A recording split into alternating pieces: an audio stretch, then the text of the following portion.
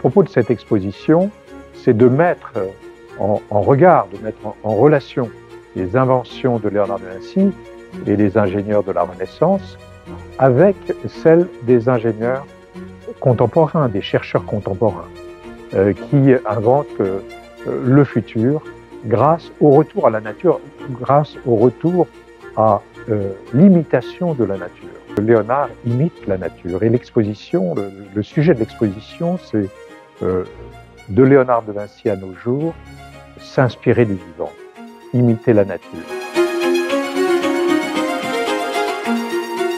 Derrière vous, vous avez des modèles avec des robes absolument fascinantes, des robes biomimétiques qui imitent la nature et qui s'inspirent de toutes les propriétés, par exemple du papillon, avec cette propriété physique de l'iridescence qui permet de faire passer les rayons du soleil et qui nous permettent de voir bleu, vert, comme les papillons morphos.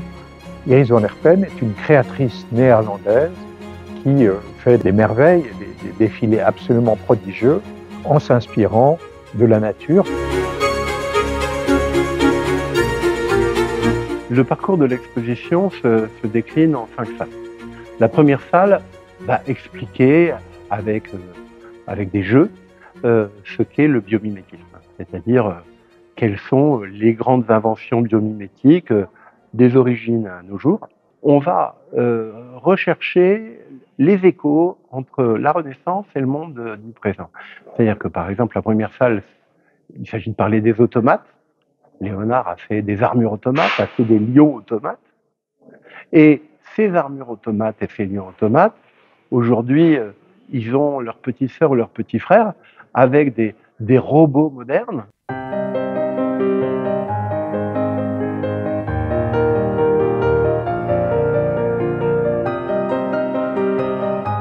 Il se trouve que Léonard, en observant les insectes et les végétaux, a cherché des solutions pour faire voler l'homme. Soit comme la libellule, avec un engin bizarre comme celui que j'ai derrière moi, qui a 4 ailes battantes. Donc, comment faire battre 4 ailes en même temps avec un homme au milieu? Une solution trop compliquée, mais Léonard dessine quand même un projet.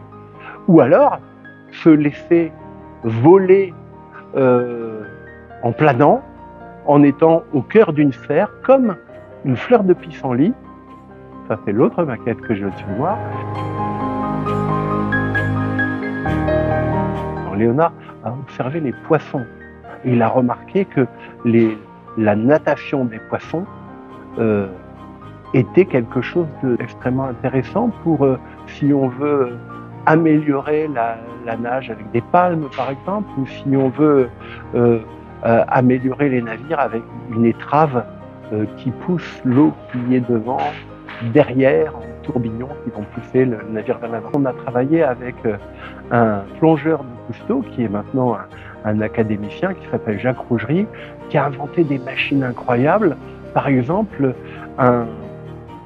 imité d'un hippocampe, une station marine qui va observer les courants de surface en se tenant verticalement dans l'eau.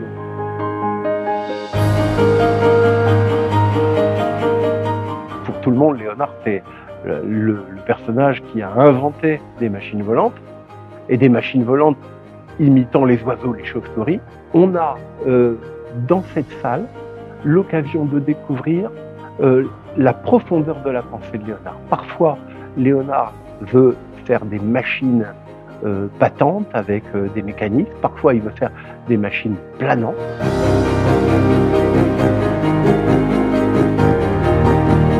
Nous accueillons pour cette exposition un prêt exceptionnel qui est un original de Léonard de Vinci qui représente le dessin d'une aile volante prêtée par la Bibliothèque Ambroisienne de Milan. Alors la Bibliothèque Ambroisienne de Milan, c'est elle qui détient le Codex Atlanticus.